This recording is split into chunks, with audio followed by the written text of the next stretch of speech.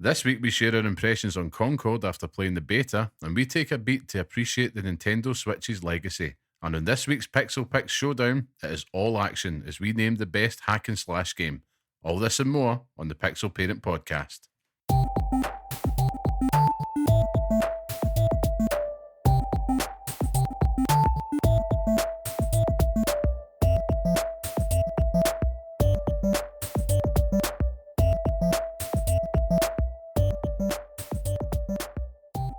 Hello and welcome to the next episode of the Pixel Parents Podcast, the show that discusses all things gaming from the perspective of parents. I am your host, Liam Kelvin, and today I am joined by none other than Scott, the bearded one, the tastemaker. Curry, how are we, Scott? Oh, what an intro. It gets better every week. I am warm.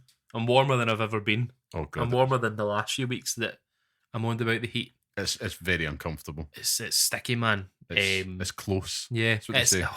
So close. But I'm trying the age-old tactic of take a hot drink in the heat. I don't agree that it works, but you go for it. I don't understand it. You go for it. My mum and that used to say it, and it was always like, you're talking shite. Like, Right. It's not true, but we'll try it. I'll give everyone the lowdown by about 30 minutes in. You'll find out whether or not it's cooled me down. It's kind of like that fight fire with fire logic. Aye, in the middle of a burning building. Here's more flames. More flames. That'll do the job. Which side are you on? How are you though? I'm good. Yeah, I'm really good. It's been a good week. I am leading up to a week off from work, and yeah, just been enjoying the summer so far. Yeah, Been good, kind innit?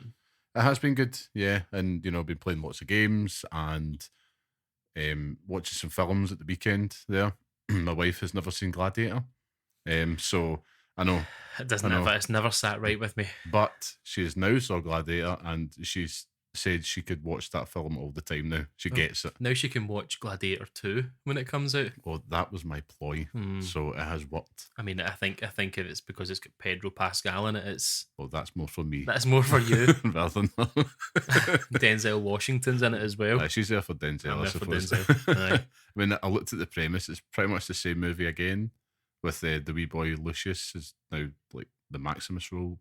Anyhow, it worked. She's now on board about 24 years later or something What like a that. film though. What a film. Fantastic. I think I watch it every Christmas. Like I'm usually pissed Great on the shout. couch watching Gladiator like 2 a.m. It's Are you not entertained? I'm very entertained.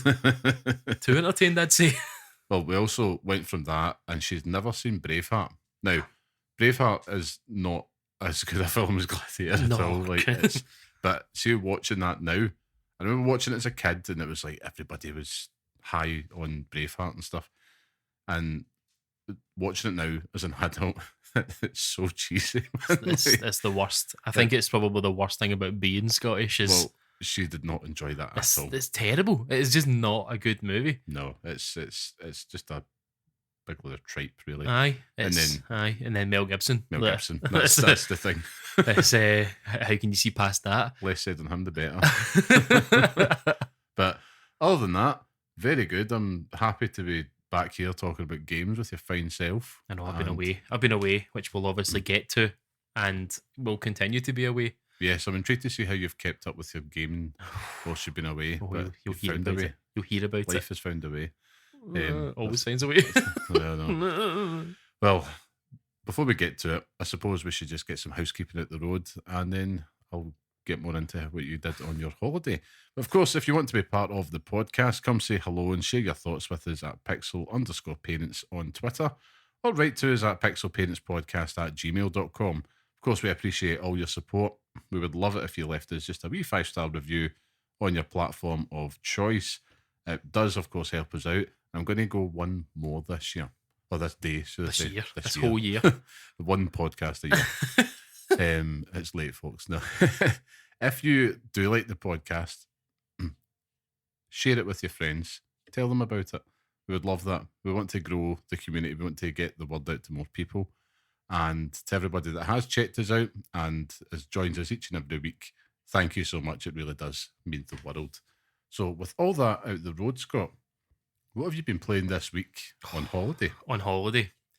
So yeah, for everyone who doesn't know, which is pretty much probably every single person listening to the podcast, I went on the famous family holiday to Centre Parks. A 5-hour car journey down there. Oh, lovely. That was a great journey. which my wife decides that she can't drive every time we go. All right, It's that's what the young ones call a passenger princess. yeah, it's horrendous. It's we have this conversation where she'll say, I'll drive down to the Penrith one, Yeah. and then you take over from Penrith down to Nottingham.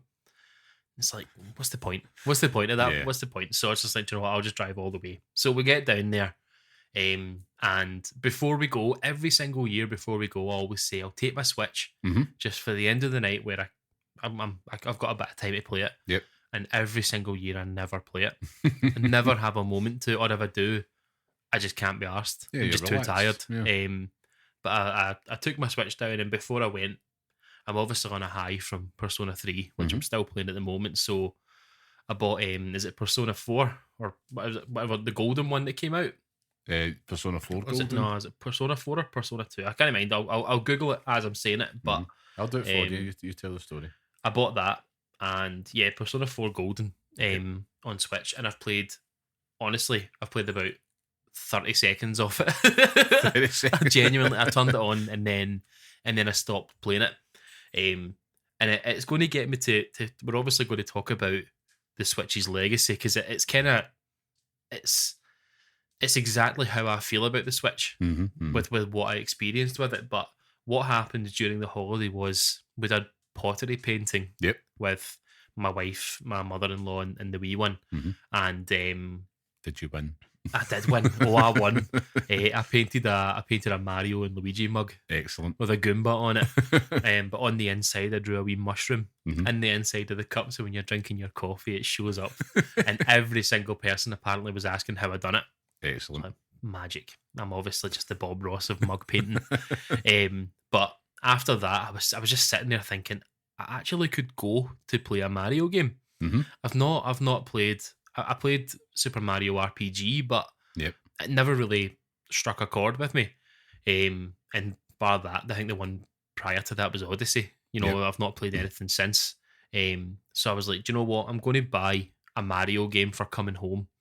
And when we came home, I had bought Paper Mario and the Thousand Year Door. And, bringing it back to the reason why we do this podcast.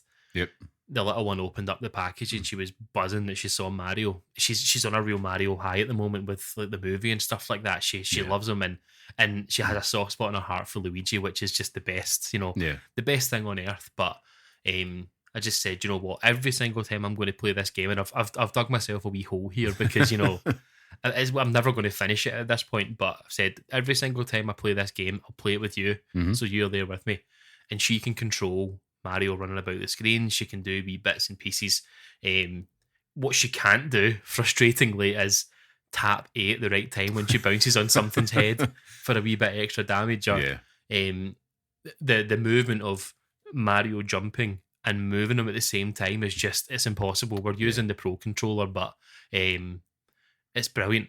See that joint experience where you can take a wee bit of time together. I think we've obviously spoken about it together, and we spoke about it with Alex a few weeks back, where you can get involved with them. It's brilliant. And she's talking to me about like, oh, we can play it again tomorrow and blah blah blah, and it's excellent. But as I say, I'll never finish that game now. It'll just go on forever. We'll be playing it until she's 18. But yeah, apart from that, I'm still on the Persona 3 train. The game that never ends. I was 100% sure that it was finished. Well, they're renowned for being pretty lengthy games, aren't they? They do a thing where every single month of the year you fight. So every single full moon, there's one every month, and every single full moon you fight a boss. And they talk you through it, and they say there's 12 bosses. So you finish and kill the 12th boss, and you're like, thank God for that, I'm done. Yeah. And then it moves on, and then you've got more and more and more. And just like, oh man, I'm ready for this to end now. Yeah. But even if it ends, I'm not entirely sure what I'll play. So, I'm quite glad that it's still there. And obviously we had a wee bit of time with the Concord beta, which I'll keep to myself until we get to the Concord area. But apart from that, nothing really. I've still got, after last week's podcast and the trouncing that I got from the the Pixel Picks Showdown. I went and downloaded Dishonored 2, so it is on. Right, It is on the Xbox and it's ready to go. And was there anything else that I've missed? I'm in the market for something though. I'm in the market for something. I'm not entirely sure what it is. Yeah.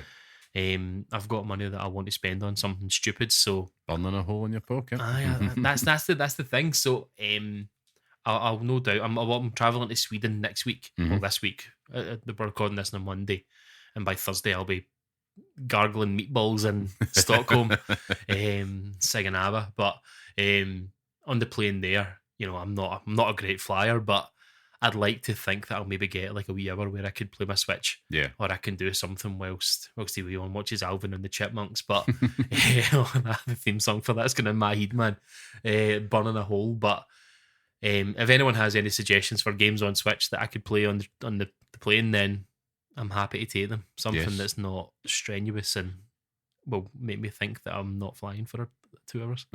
Well, there you've heard it then, folks. So if you've got any suggestions, just let us know. Get in touch. I'm sure there'll be plenty. I hope so. Plenty of good ones. But that's awesome that we ones getting interested in playing Mario. It's just fantastic for that, And my son's still on Mario Wonder. I think we spoke about Mario just in general. Like, such a good thing to get the kids into it. And I know what you mean about that whole jumping and moving at the same time. But he did beat another course as Mario without the Yoshi. But he's quite happy to do that. And he did say the other day, like, we always ask him at the end of the day, what was your favourite part? And he was like, playing games with Daddy. I'm like, a win. A win. Happening. Aye, it's good. That is a nice feeling. Yeah, but he keeps asking to play the Pikachu game, and I'm like, I know I got Pokemon Sword or something, or Violet, or one of them. Scarlet, it was. I got there in the end, Scarlet, and it's just too exotic, I'd say, for him just now in terms of controls. Erotic. Erotic, yeah. Yeah, but don't do that. No blue. No blue. You know my rule. But no, but that's pretty cool. And I know what you mean about being in the market for a game just now. And I think that's kind of been a recurring theme over the past 2 weeks on the show. Like, we talked about our most anticipated and, game of the year stuff.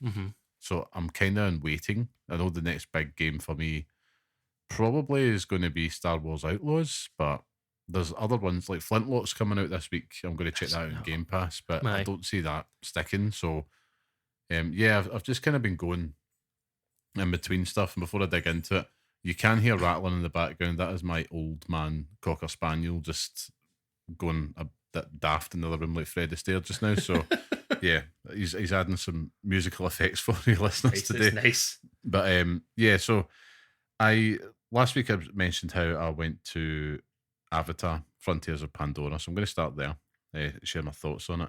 So, like, first off, the hype around the graphics and that, very real. Like, the game is stunning. Like, it has no right to look this good, personally, I think. It was a game based off a movie IP, I think, just doesn't have any right looking that good, but the tech that they've got is impressive. Like, it's, if you've got like an OLED TV and stuff, this is the type of game you want to look at. It's a feast for the eyes. But I was kind of drawn in thinking, this is Far Cry with blue cat aliens, so I should like it. I like Far Cry. Not so much in the aliens, of course, but it kind of is, but it quickly becomes laborious. So it's one, I stopped playing, it started to feel like a slog about 10 hours in, and I've just put it down, which I'm sad about, but there's so much story and cutscenes in it, and of course they're really, like, it is exposition, the video game. They just hit you with so much, and they really labour the world building, and it just reminds me of watching the films. Right, okay. Where they're really trying with all this sci-fi gobbledygook to really... I've always felt that Avatar, the films, are really trying to pitch you that this is something huge, when actually it's just something really average, to be honest. So I wasn't a great fan of the films. But, of course, they're all in first person as well, the cutscenes, which does my nutting. Like, first person cutscenes where they're just talking to you, staring down. And you can get away with it like in Bethesda games and stuff, but these ones, and the camera's tracking them as they're walking about and stuff.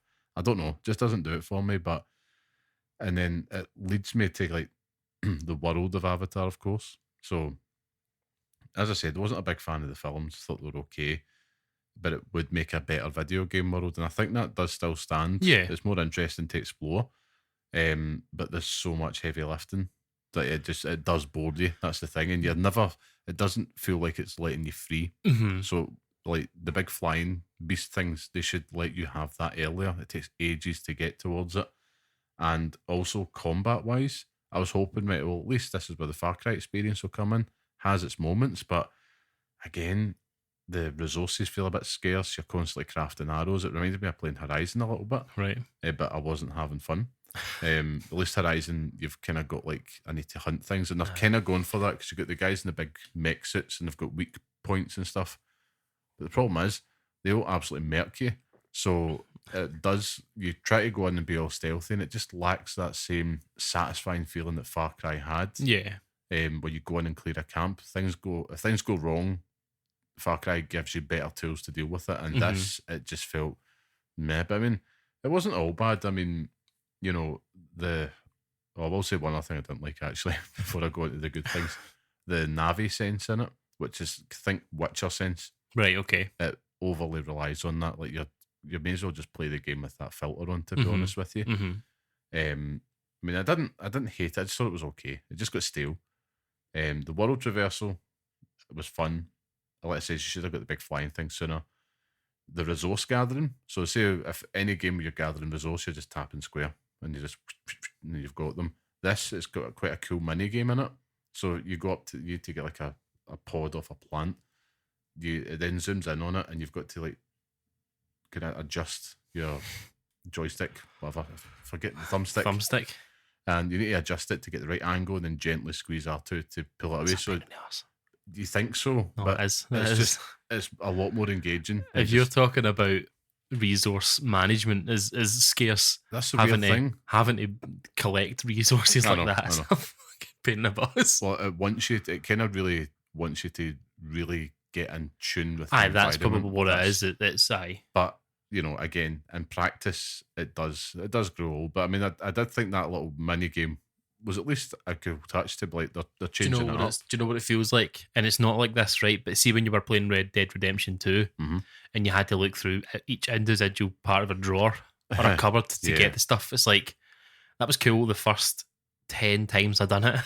But it's like, just give me it all. Like it's obviously it's world building, and it's obviously trying to teach you something about the resources of the planet and blah blah blah, but it's just give me them and hurry up. It's very much there's an undertone of the environmental stuff which is in the films there as well. But I mean, if you really wanted to play it, I would definitely recommend just picking up on a sale, as I did.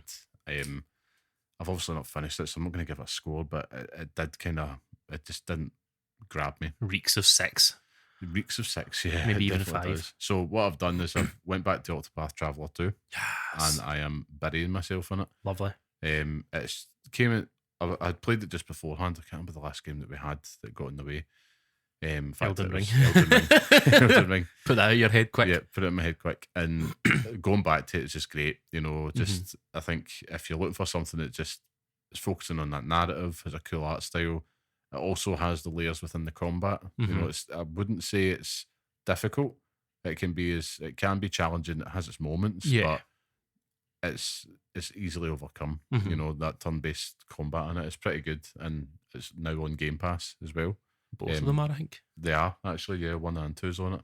I actually went back to the first one briefly, and it made me appreciate 2 so much. Is that right? Aye. Yeah, just nothing to do with like the story and all that. It's just the quality of life stuff. And the quality of life things. Because I've turned 2 on and never played it. Well, you can do things like you can play the battles at 2 times speed, which just makes it so much more snappy. So I just play it at 2 times speed, and even things like a little HUD map where you're going and stuff that's missing in the first one.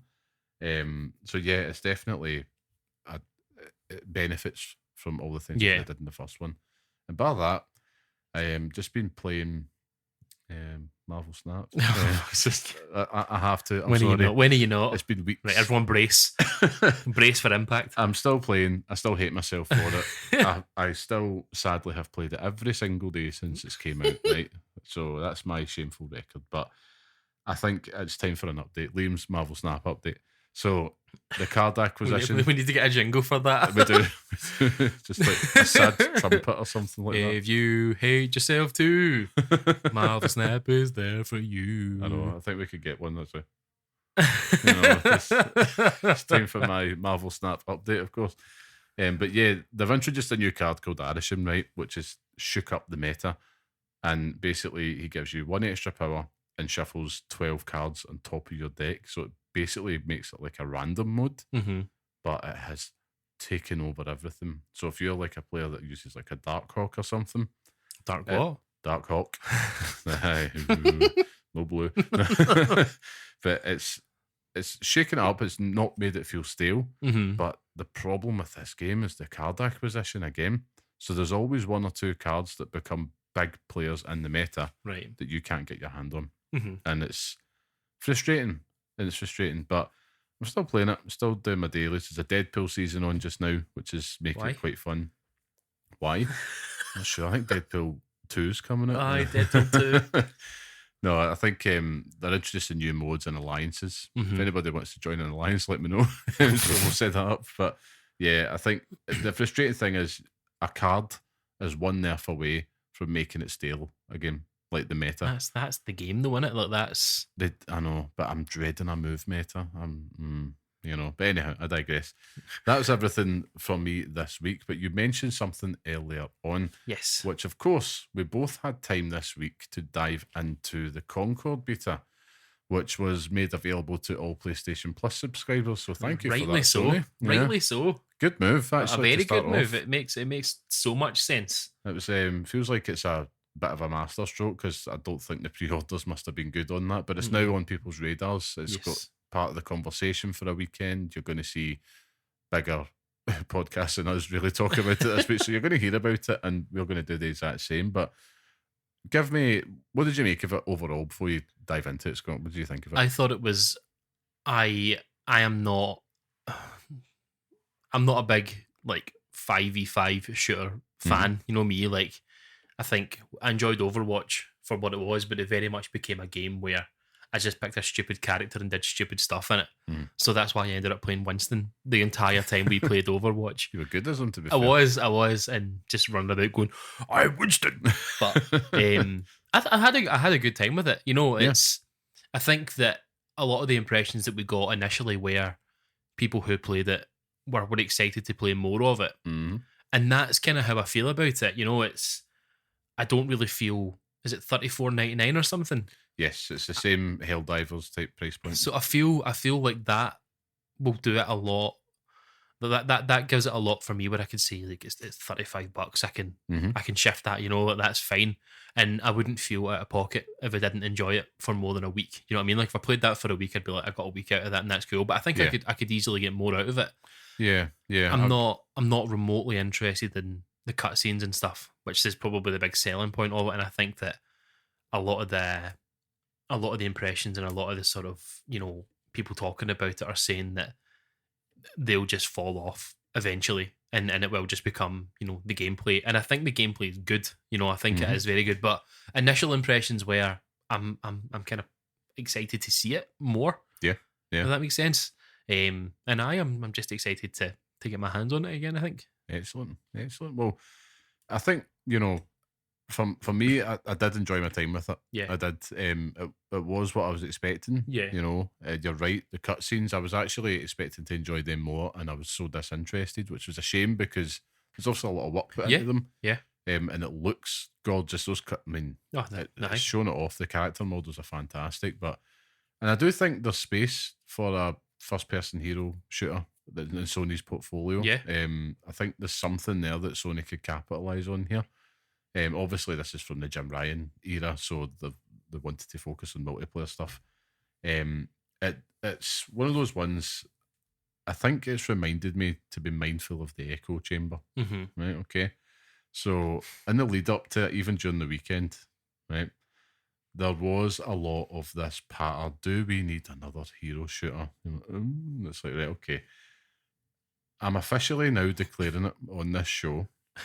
Right, that is stale patter. Oh, right? Timestamp it. I'm timestamping it. I think we need to turn a new page. I actually think, of course, there's space. Of course there is. It's a stupid thing to say, in my opinion, to be honest. And the genre shouldn't just live and die on Overwatch.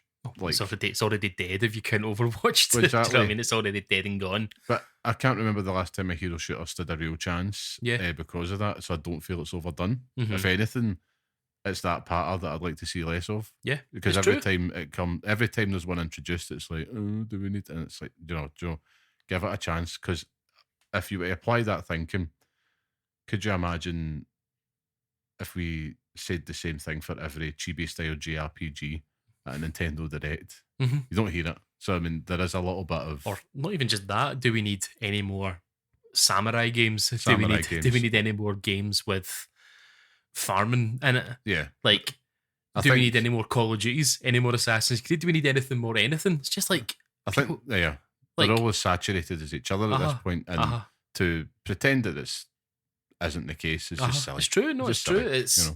I think you're right. It's. I think it has the same issue, and it's not a similar thing, right? So listen to me on this, but also just don't, right? It kind of falls under the same category that I kind of feel with Senua's Sacrifice, where if it was anyone but Xbox, it would be fine. Mm-hmm. I feel like if Concord was on all platforms, it would do very well, and it would be all right, and I think it will do well. But I think that it's fallen into a trap where it's coming out at the same time as Marvel Rivals. And that people are like, well, do we need both of them? It's like, right, okay, but like, do you know what I mean? I do think that because it is a PlayStation thing, mm-hmm. it's getting hit for that. Yeah, and that's inevitable. I think it was just one of those ones where I could tell, just seeing online, you've maybe played a round of this and you've already and fair enough, you do you. But I do think that Concord, in its own right, is a solid hero shooter and there's space for it. Yeah. And I do think that this marketing move to put it to PlayStation Plus subscribers could end up being a masterstroke. Will it be a Helldivers 2? No, it won't be. I'm going to say that now. But God. Yeah. The man who hasn't played Helldivers 2. Come on with the statements today. Play it. I will actually. I will play that. But so good. Play it with me. It's the best thing ever. Of course I'm playing it with you. But I just want to cry. I think it's one of those ones that coming away from it, I feel that, do you know what? It's actually, gameplay-wise, it's hooked me a lot more than what I thought would be the other way about, where it's been the world and the gameplay would let it down. That being said, it does need balance tweaks. Oh, he doesn't like, what do you call him? What's the guy's Lennox. name? Lennox. He hates him. I think that playing some of those characters, such as Lennox, they felt OP in one match and useless in the next. That's just goes for myself. I would play. So I ended up maining Roka. Mm-hmm. So she's basically Pharah in Overwatch. So of course I'm going to main her because I put far too much time into Pharah. But some matches I almost felt like I'm unfairly getting these kill streaks at this point. It's true, and it's true. The other matches it wasn't. I mean, skill issues aside, it just didn't feel as consistent as I would like it to be, but it's a beta, so I'm hoping that they get some feedback on that. Yeah.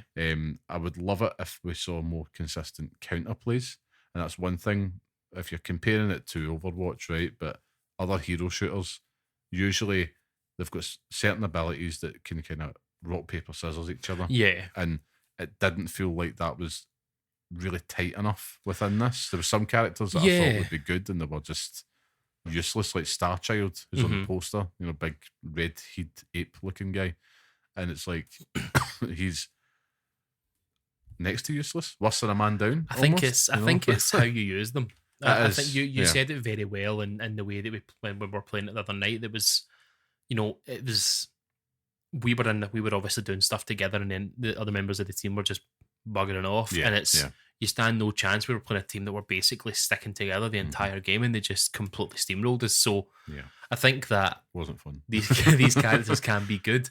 Like, by the end of things, I think the character that I ended up playing was the weird pod lady, Lark. MVP. Oh, and I tell you what, it's daft, but I had so much fun. Like, it was kind of like when you were playing Mercy, and like, people who play Mercy, sometimes I see them kill people, and it's like, how are you doing this? Yeah. Because like back in the days when I would play Overwatch, you were basically just healing everyone and like reviving folk, and it was great. But with Lark, it was you were running about putting paws down, it would give everyone buffs and stuff like that. So it was like you felt that you were doing more. Plus, she could do damage. You know, like it was, or they could do damage. I'm not entirely sure, but it was brilliant. You know, it was a lot of fun, and I just going through different characters and stuff as well. I think that's the difficulty with it, is that you get settled on a character and then the beta is over. Yeah, well, it wasn't a long one. I know there's another phase of it coming. I don't know the dates, but I'm hoping that we get to see other objective-based modes. That was the only other thing. It was very much like kill confirmed Call of Duty that you were playing.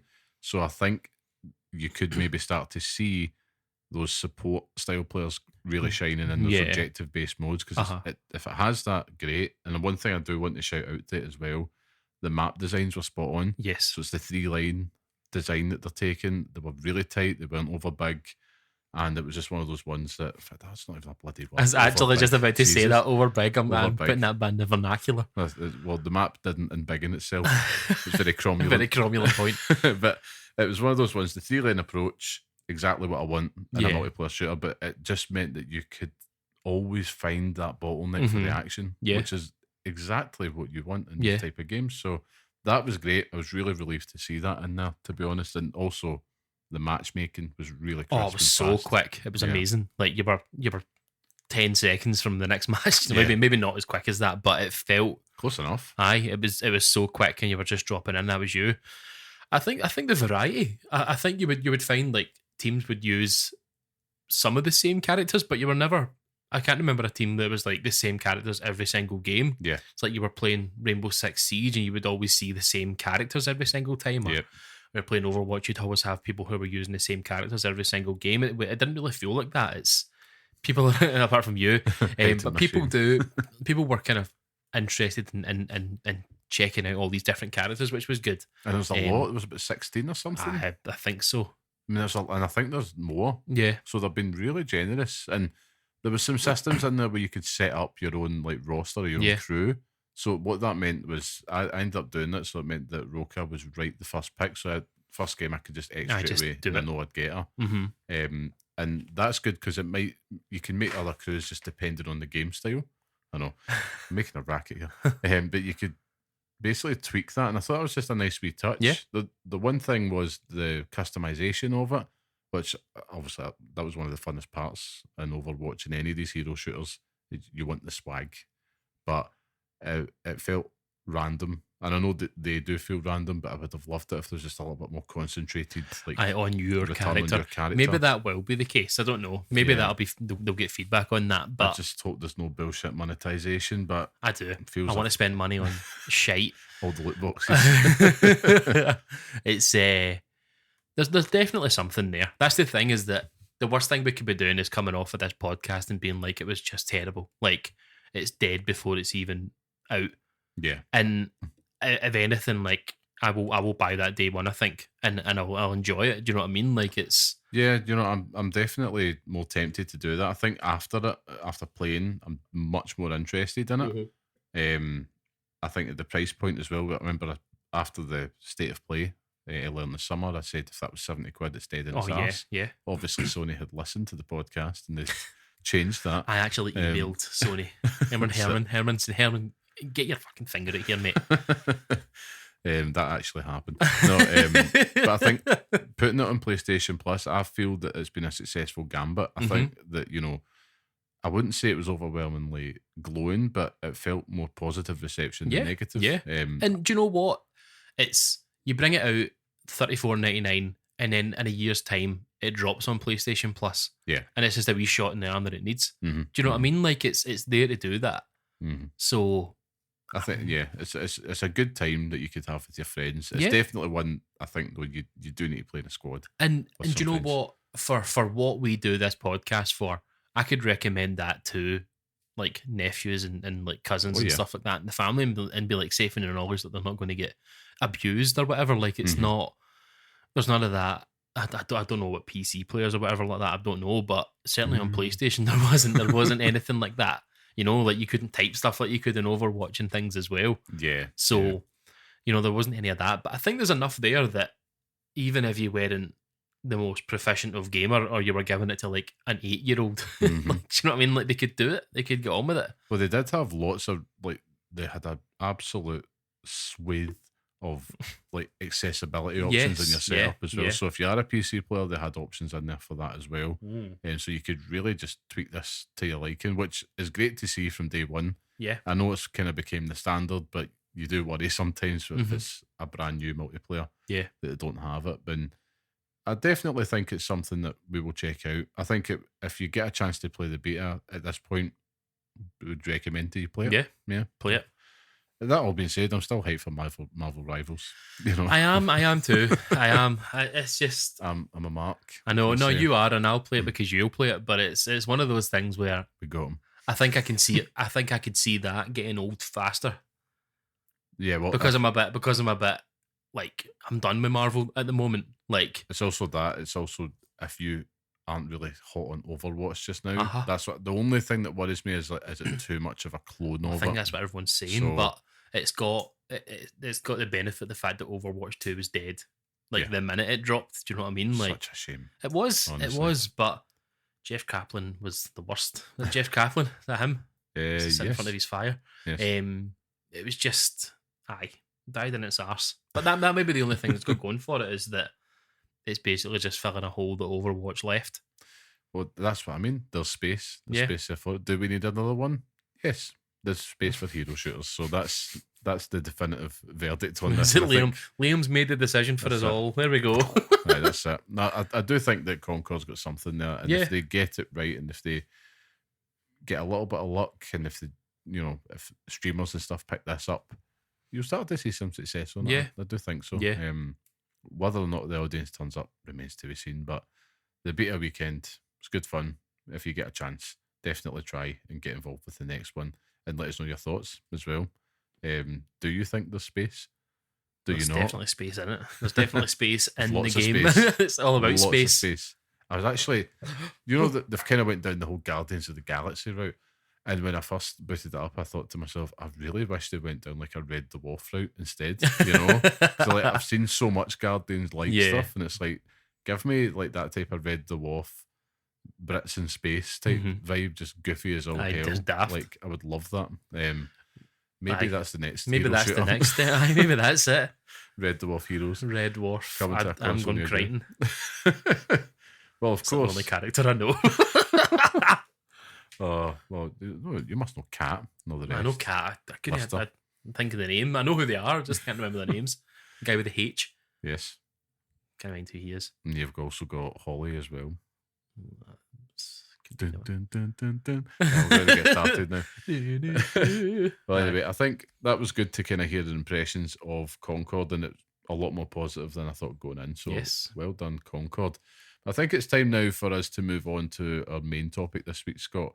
So what we want to talk about is the legacy of the Nintendo Switch, almost like a little appreciation segment here, because to those that didn't know, hadn't heard the news, the Nintendo Switch officially became Nintendo's longest lasting console ever last week. So beating the Famicom's 34-year-old record. Impressive. So we just wanted to kind of take a look back at the legacy of this Switch and kind of hold it up to the other Nintendo consoles. Where does it rank? Is probably a good starting point. Do you think this will deserve or ever be called Nintendo's finest console? Their finest ever.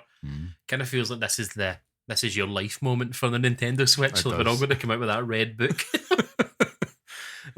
Here's the day you came home. That's a funny story because I got my Nintendo Switch as an engagement present from my own wife. Wow. So we bought the wedding ring and then she bought me a Nintendo Switch. Good trade. The best trade. But I don't know. For me, I love that. I do love the Nintendo Switch, but I find it hard to sit on it for any long periods of time. Mm-hmm. Like, I think maybe the longest period of time that I've sat and played the game was with Tears of the Kingdom, which was how many? Like that was last year, last year, and that how many years into the life of the Nintendo Switch was that? Well, yeah, that must be 6 years. 6 years or something. So, like, I think maybe the longest period of time before that was maybe with Triangle Strategy, but I find it really difficult to to sit down and play games on it. It's Mm. maybe just me. I don't. I'll get into it a wee bit later, but I think that coming off what Nintendo were, that's the success of it.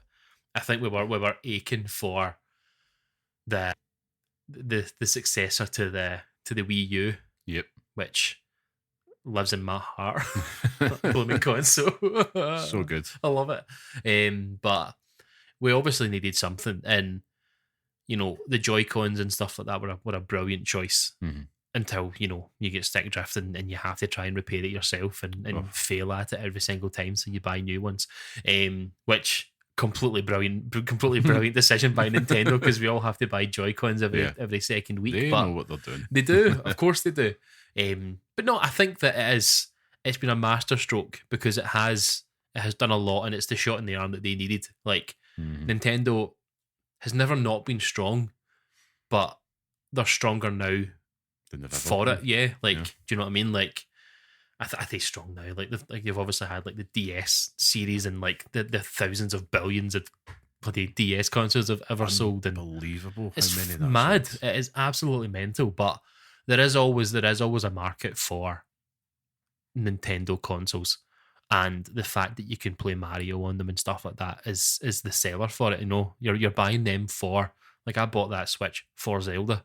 Yeah. Do you know what I mean? Like, that's the reason why you're buying it. So it's like a must-have console at this point. Yeah, I mean, I think I look back at it, the original question, I suppose, like, is it going to be Nintendo's finest moment? I mean, it's in with a strong shout, but you have to take the nostalgia out of the equation. That's the problem. And it's like nostalgia is currency for Nintendo. But I think, it's been very successful having that belter catalogue of games. And this being like the first real hybrid console handheld, that we've ever seen. It's better than the Wii. It's better than the Wii U. I think it's better than the GameCube. I do think it's better than the N64. Those two hurt more. Those two hurt more than anything else. It's just because the weird controls. No, I do. I totally agree. I love. I'm a pure GameCube stan. So, and that's the thing. These are all like absolute worldies that you're talking about, and they all had belter games, and some of the best of all time, of course. But the Switch just feels like a consummate moment. Like, it just feels like it's the clarity of an idea come together for Nintendo. If you look at the Wii U, it was almost like the prototype. Like, they kind of had it. Yeah. But for me, the best way I could sum up is the Switch really feels like Nintendo's PS2. Yes. Like something that just became really ubiquitous. The Wii was more of a toy, at the end of the day. And they all, listen, I'm not like crapping on these other consoles. They had massive success, and deservedly so, and I loved them. But, for me, I always come back to the SNES. I'm like, I don't know if I can put it above a SNES, to be honest with you. Like, maybe it's on level, it's in the same bracket of that championship, together. But because the SNES is so pick up and play and easy as well to do so, and it's so iconic, it's just, but it's up there. I mean, I don't want to just fire out controversial takes, just for the sake of You're it. doing all podcasts. I know. Don't worry, we're not turning into one of those podcasts. We just start doing controversial award shows and charging people money for it, Absolute diddies. Anyhow, so the legacy of the Switch, it does deserve to be like one of the best, maybe if not but one of the best Nintendo consoles, at least in that top 3 bracket. I think it would be. I think I totally agree with you. It'd be hard to say otherwise. I mean, I had a look at some of the highlights, from the games that we've got, right? And I sat and I thought, right, what is it I can remember? And it's funny because if you were to say to me now, I can't really remember sitting down putting a lot of time into it. And I actually went through and looked at the games that I played. And then I'm going to hit you with a couple that you're going to be like, oh, I put too much time into that. So you got Breath of the Wild, Mario Odyssey, Metroid Dread, Link's Awakening, Tears of the Kingdom, Octopath Traveler, Triangle Strategy, Pokemon Legends Arceus, Animal Crossing New Horizons. Oh, Christ, aye. Right, okay. Mario Kart 8 Deluxe. He's got me. Nintendo Switch Online, Hades, Ring Fit Adventure in the COVID days when that thing, you couldn't buy it for love nor money. Might not necessarily apply to us, but it was a huge moment.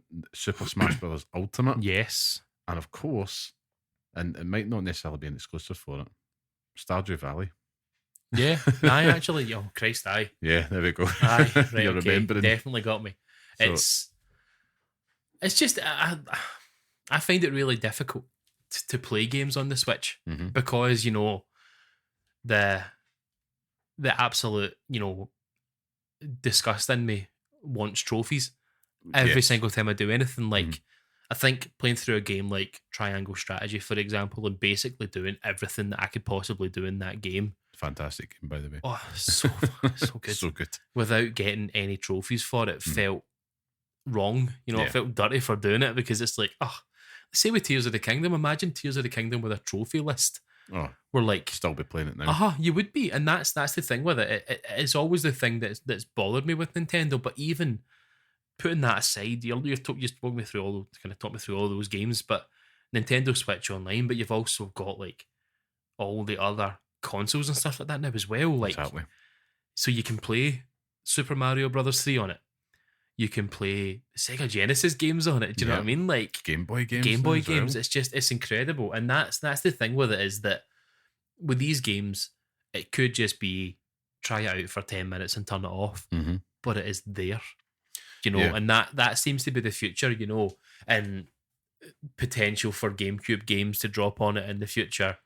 You know, fart out them and I'm sold. It's just they'd be daft not to. Yeah, I think the thing for me is that with the Nintendo Switch, with right, so try and get this right out in your head, Scott. With other consoles, from the PS2 to the PS3, there is a humongous jump in everything we know about PlayStation. With the Nintendo Switch, there's not really much you need to change with it. Yeah, it could be the exact same console, but just with everything better. Yeah, and that is testament to how good that thing is. Yeah, I think that's it. Just there's such a clarity about it, as I mentioned before, and even if you look at the models now as well. Yeah. So you had the light and the OLED models, so they still managed to cater to all the family in this generation as well, which is impressive. Which just gets a point in the old legacy charts there. The masterstroke, of course, and the hybrid design. You know, without that, I don't think it has the broad appeal. You mentioned the DS beforehand, and Nintendo always had the home console and the handheld that sold absolutely ridiculous numbers. They've combined the two in such a genius way. I'm still stunned that the other competitors didn't try copy it, you know, with the PS5 and the Series X and stuff like that. But they'd literally changed the game. At that point, you know, it kind of ushered in a better standard for handheld and also on-the-go experiences.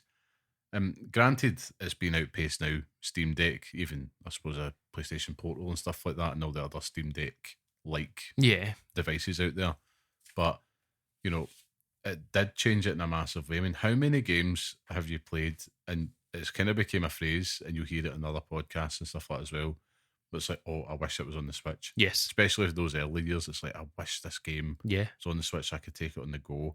I'll just go mental just to purely have it on the go. So if you remember, you know, Toilet Dwellers rejoicing when Skyrim came out on the Switch, you know, it's like, finally, we can Toilet Dwellers. fist roll that on the pan, you know. I mean, I'm already doing that, so. But I mean, these are things that I remember, and it's like, that novelty still gets me. You know, I think even The Witcher 3 coming out on it, I was like, I'm going to get that. And it's like, why am I doing this? Like, I'm not going to, but it was just that impulse of like, I can play Witcher 3 on the go. Yeah. This is fantastic. Now, obviously, the Portal fixes that, but it's just not the same because it's remote play. But yeah, I think it did change gaming as well, and it's got that appeal to it. It's got that another big tick.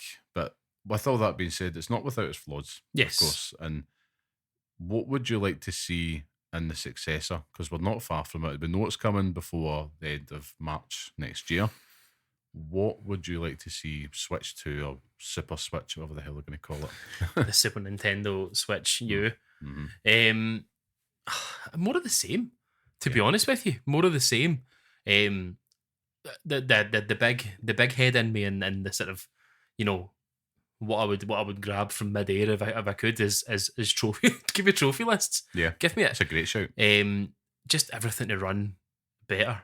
I mean, it runs well, but the fact that you've got games like Tears of the Kingdom that you know could look 100 times better. Like that game is gorgeous, regardless of how you play it. But there's always that wee bit of you that's like this could look. Yeah. Imagine that running on like anything other than a Nintendo Switch. It would be. Yeah, I mean, I think performance is top of the list. You know, I would love it if we got ports of games that you saw on PlayStation and Xbox that weren't in potato mode. Yeah, because You know, like that's the Mortal big Kombat. thing. Mortal Kombat is you might as well just not buy it. Yeah, Might as well just draw pictures of it and like pretend that you're doing it and just like, stick art. Another thing's like, you know, I want it to have more power so that we can stop some dodgy practices. Yes. So I'm talking to you, EA Sports.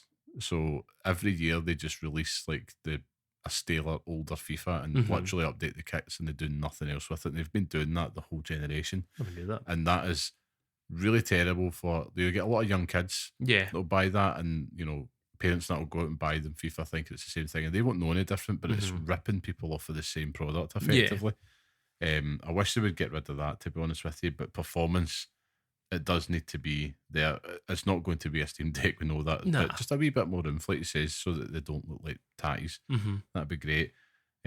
For me, I think if it had an even bigger screen and if it made OLED the standard. I don't own an OLED Switch, but all I've heard is great things, and I was tempted. That's one of the ones I'm also surprised that you've never owned. I nearly did. Aye. I remember I was on Hot UK Deals about 18 months ago, and they were doing a deal at a local Asda, and I was in the car, and I got about halfway through my town, and then I just about turned. I'm like, what the hell am I doing?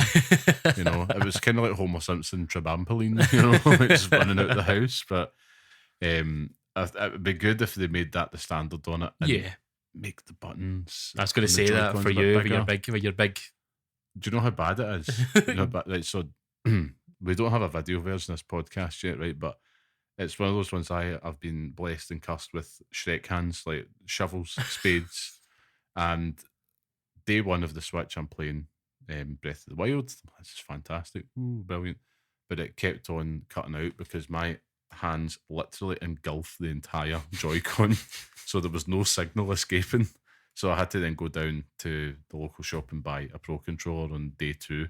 Best decision I made, because I think I charged it on that day, and 6 years later I've never had to recharge it. But it's one of those ones, if they just made it just a tad bigger, I know they're trying to hit that sweet spot so that young and old can play it. I get it. So I'm not wanting it to, you know, be like the Xbox Duke controller. Yeah.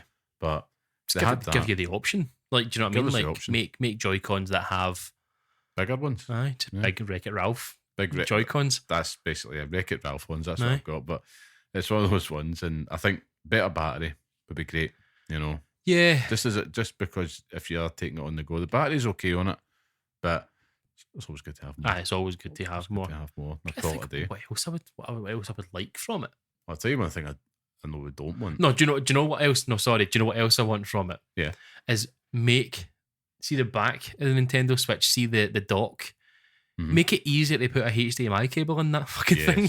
Yes. How hard is it to get an HDMI cable in that blooming thing? It's something I kind of try and avoid doing. I usually leave one in it, but recently, because I've been playing, obviously, Mario, I've been playing it on the big telly, and see fiddling about trying to get it in the back, it's impossible. It's a nightmare.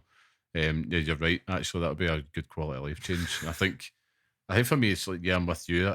I think it just needs to be an iteration on it. Yeah. And one thing I don't want is for them to throw out all that good work and come out with another off-the-ball novelty. Like, you control this with your feet or something like that. Like, just something really stupid that Nintendo would do. Like, if it's not broke, don't fix it. That's it. I do think that one of the things that, obviously, one of the big parts of the Nintendo Switch is that the Joy-Cons can be used in certain games.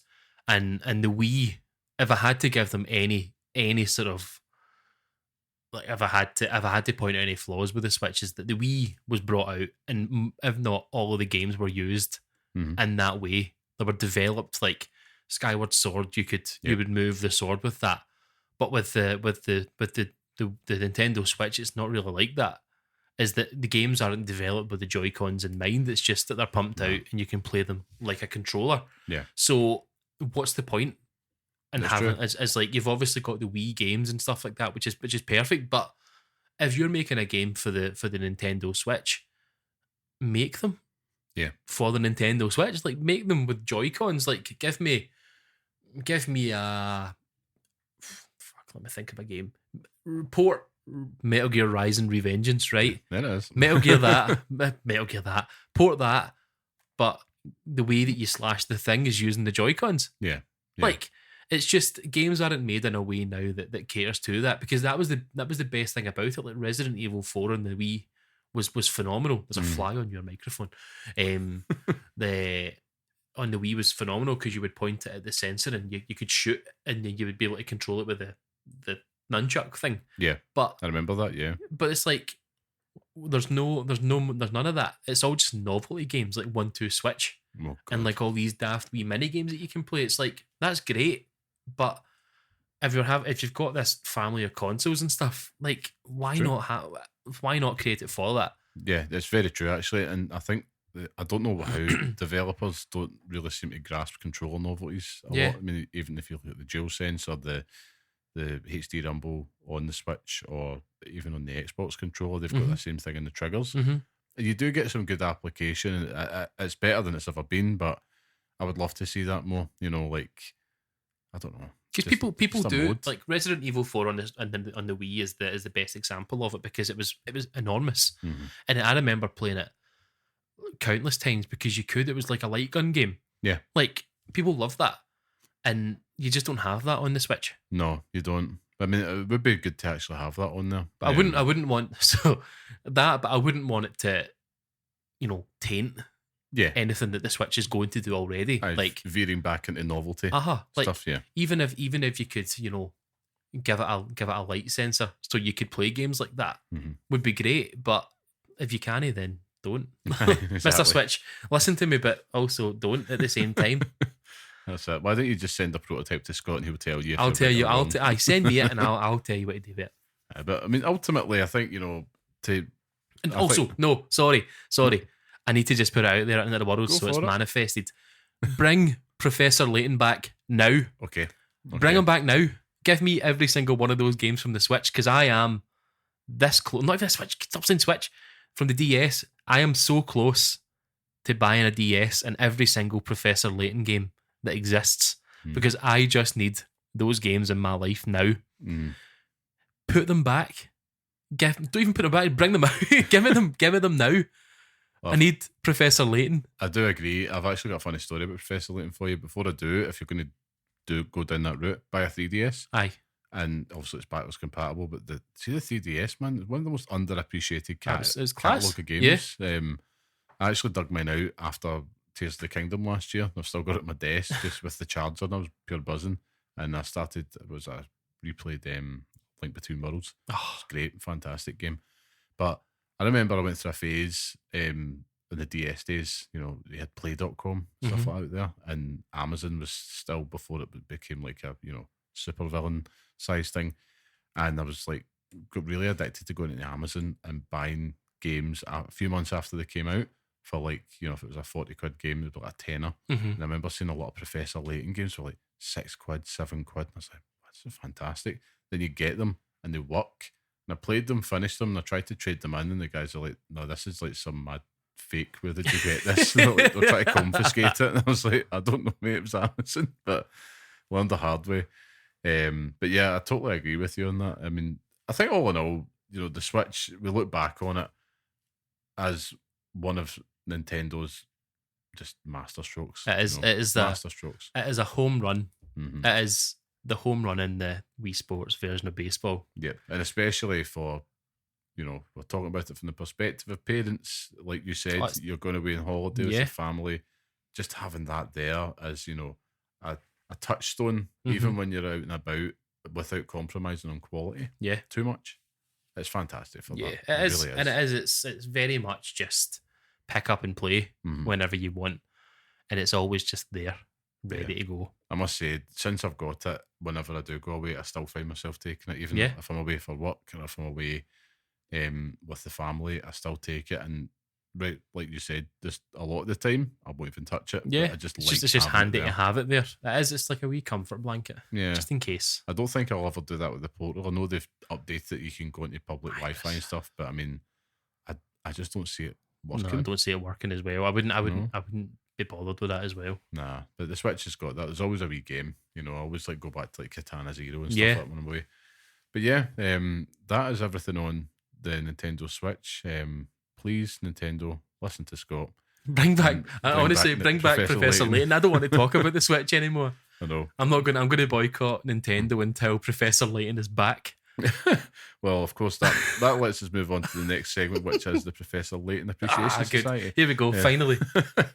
No, of course, it is now time for the Pixel Picks Showdown, where each week we each pick a game from our chosen theme and decide which one deserves to live on in the hallowed Pixel Picks list, a definitive list of the best games we recommend to pass on to the next generation of gamers. Now, last week's theme was Immersive Sim, with Dishonored 2 becoming the latest addition to that list, and a return to winning ways for yours truly, and it was most glorious. So, yes, I'm being humble in victory there, Scott. Very humble. So humble. But of course, I don't think I'll be celebrating for too long, because in this week's showdown, we are debating what best hack and slash game we think should feature on the Pixel Picks list. Now, as always, last week's winner goes last, which is me, and you, Scott, will be going first. Now, I do add to the caveat, if there was ever a week that was most perfect outside of Metal Gear Solid or JRPG, hack and slash is up there. So, Scott, I'm expecting you to come with the heavyweights. The heavyweights. So, give me your honourable mention, then give me your pick. You're not getting honourable mention. You're getting the list. Oh, wait. I can't pick one because hack and slash games were the games that I played from the moment that I could play games myself. So I wrote down a list, and it's all sort of more modern stuff. But we had this conversation prior to recording. Our games like Onimusha, is that a hack and slash game? Shadow of Mordor, are those classed as hack and slash games? Yes, I think they are. Yes. And if I decided that earlier on, then Onimusha would be the choice, because Onimusha is. Is that not your choice? It is not my choice. I'm shocked. It is not my choice. Shocked. So the list that I made is short because it has to be short, right? But I could go on forever. Right. Mentioned one earlier on, Metal Gear Solid Rise and Revengeance. Mm-hmm. I thought that'd be your honourable mention. Need I say more? Ninja Gaiden. Pick whatever one you want. Black. Never finished any of them, but my God, I love them. Bayonetta. Yep. Hadn't ever played it.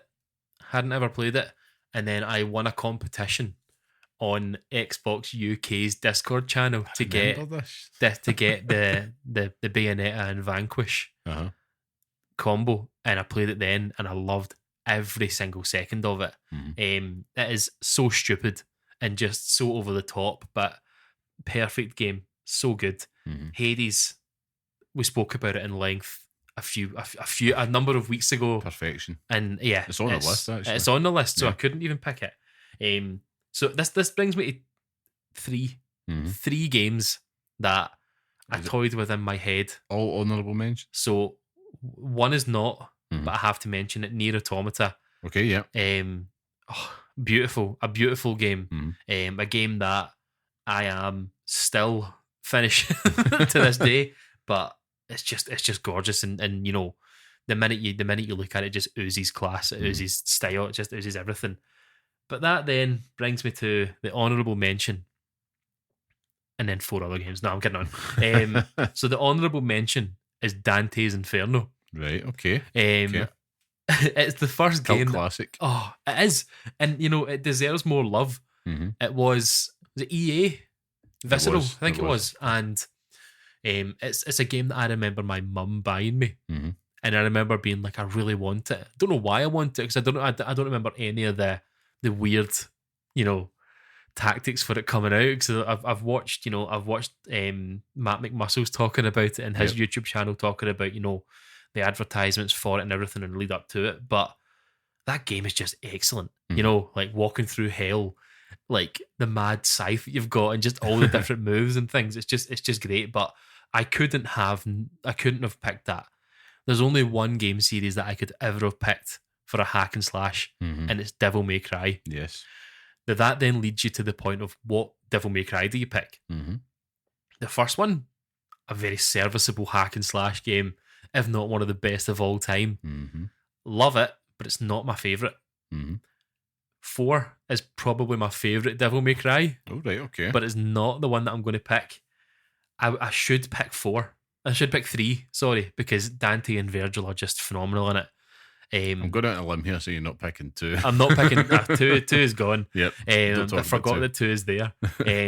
But I think 2 has points in it that are actually pretty good. It has its moments. It's just a slog to get through, and killing, zombie demon helicopters gets a bit old after a while. But the only one I could have picked was 5. 5. Okay. 5 has everything. Mm-hmm. Even the special editions that have been released since, which adds Virgil into it. And I'm sorry for anyone who hasn't played the game, because there's an enormous story spoiler about to hit you, but Dante, Nero, and V are just the excellent. They play off each other so well. Mm-hmm. You've obviously got the dynamic from Nero and Dante from 4 that then adds V into it, who someone with the name V in Devil May Cry, I wonder who that could be. Wink, wink, nudge, nudge. But they all play differently. Mm-hmm. Dante plays exactly as he would in Devil May Cry 4. Plus, he does a stupid hat with a dance. A stupid dance with a hat. Yeah. We've all seen the cutscene. The worst. But my God, what a game. I remember when it got announced, and I just remember thinking, I'm not ready for this. I'm not. It couldn't have come, any at such a good time. And they've done such a good job with it with the RE engine. Like, I think that engine has carried Capcom through everything at the moment. You've got Street Fighter 5, Street Fighter 6 and everything on it. You've got all obviously the Resident Evil games on it, but everything in that game is just, you still see it now. People are doing combo videos and all the different things with Nero, with his hand and everything like that. And the way that they've managed to change his combat, it's just excellent. I can't describe it any better. It's V. You think when you first play him, it's like, this is annoying. Yeah. You basically command different spectral animals and stuff. Mm-hmm. And it's like, this isn't as good. But then you start to get into it and you see the Devil May Cry trademark, where you've got A, B, C, D, and S, S, S, S, S, S, S, and it's just like, I'm into it. But the shining light in Devil May Cry 5 is the music.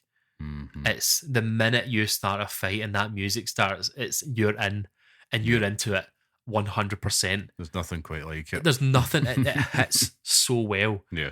And you know what? It is a game where I've played it once, I finished it once, and I put it down.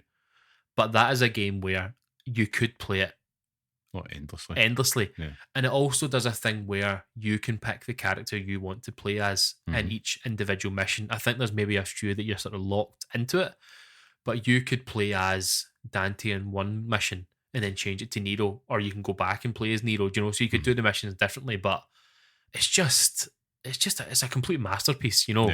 It's to come off of Devil May Cry 4 with that game. And after DMC.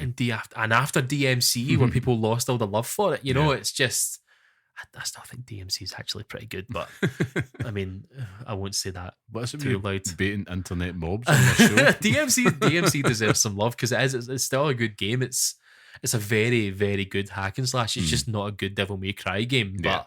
But Devil May Cry 4 is my favourite. Devil May Cry 3 is a close runner up. But Devil May Cry 5 is a significantly better hack and slash game than all of them combined. So Devil May Cry 5 is your pick? Devil May Cry 5 is the pick. Okay, excellent.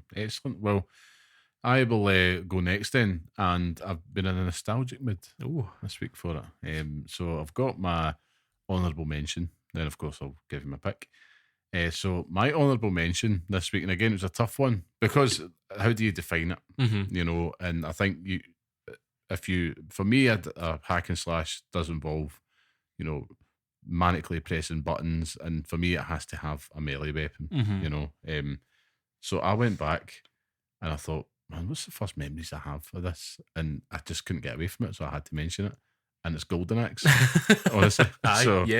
Such a seminal game for me. Playing this in co-op with my cousin, and usually I was wielding the battle axe, of course.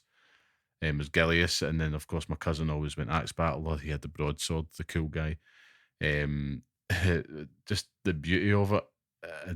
Man, I'm lost for words. Really. It's just, I get such a strong feeling of just happy times playing that, and we didn't get too far, but I can just still remember just it's just so cool. Like, I just must be better at this, and I loved it when we just sat down and played together. And the beauty of a hack and slash for me is it has to make you feel cool. It has to make you feel cool, and you get lost in the dance of it.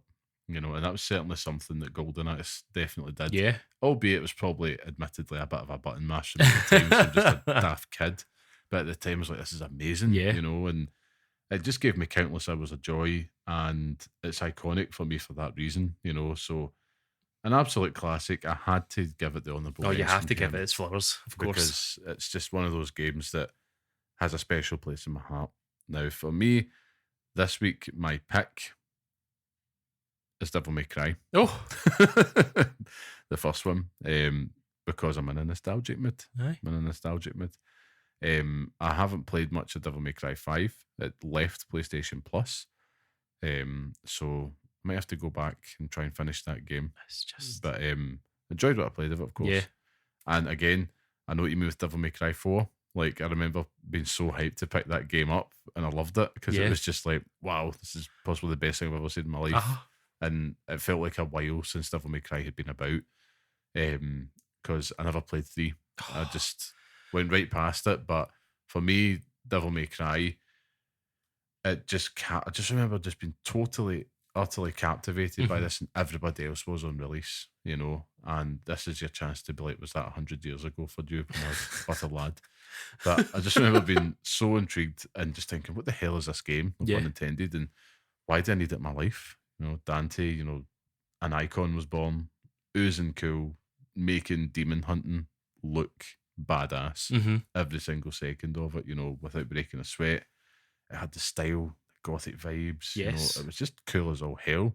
And that was the big thing for me, thinking, right, hack and slash doesn't make me feel cool. And I just remember playing that game thinking, yeah, I'm the shit playing this. And it has to make you feel cool, but it also has to have some nuance in it outside of feeling like a button mash. Yes. And Devil May Cry has. So I think you could pick any one, to be fair, bar 2 and DMC. And, just kind of, it could stand on its own here. But for me, it was tough. Devil May Cry was tough at the time.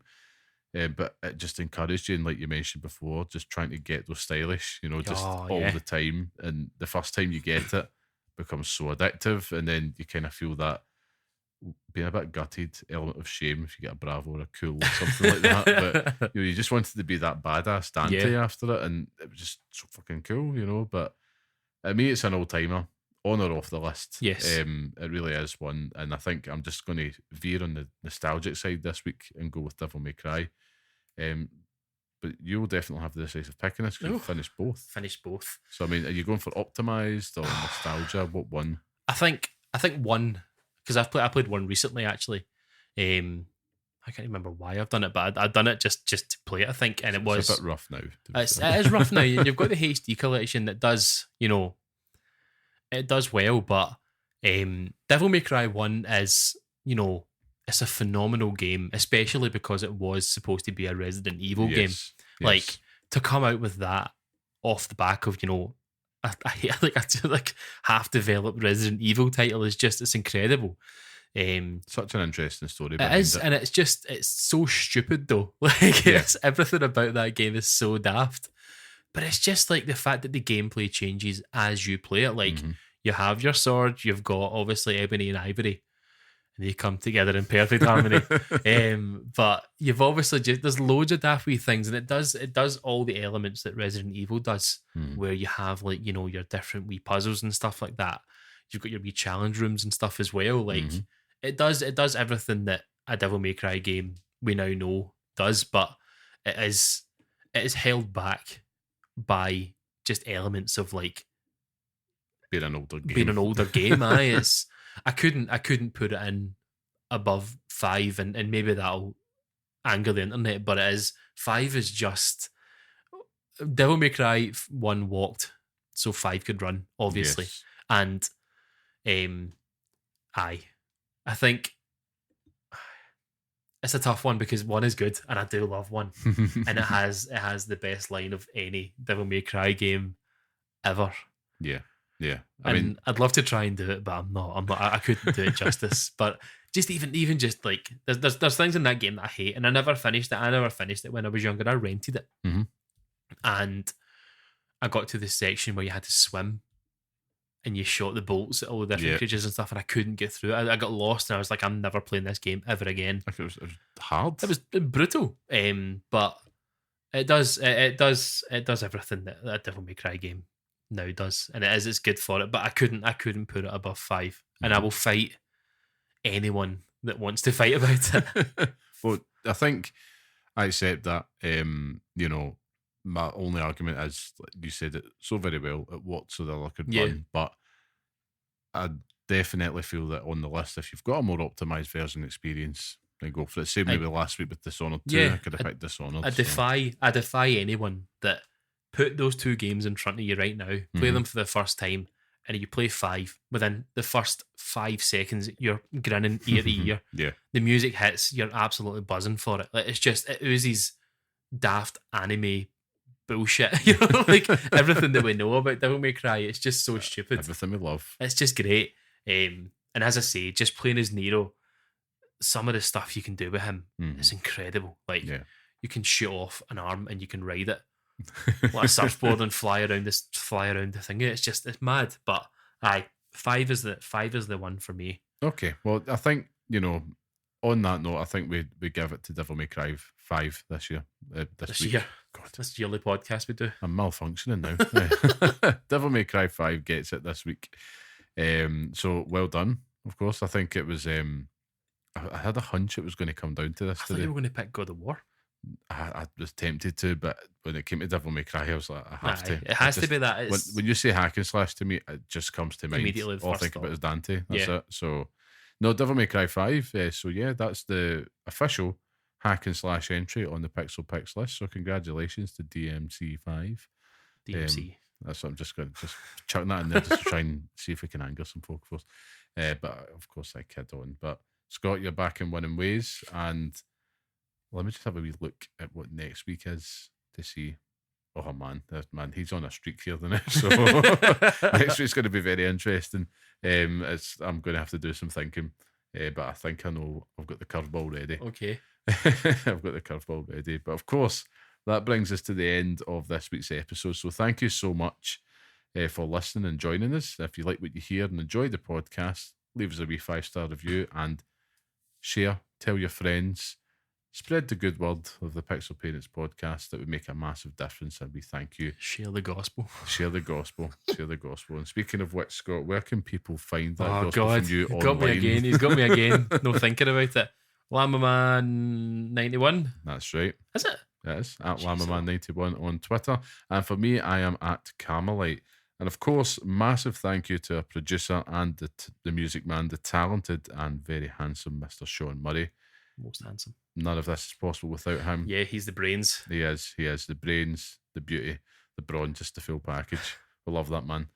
And of course, you can listen to the next episode on all major podcast platforms. You can follow us on Twitter at Pixel_Parents. And of course, write to us, share your thoughts, opinions, and as Scott write about DMC, to pixelparentspodcast at gmail.com. Come at me. Well, of course, until next time, stay safe, stay sane, and thanks for listening. Play DMC, please.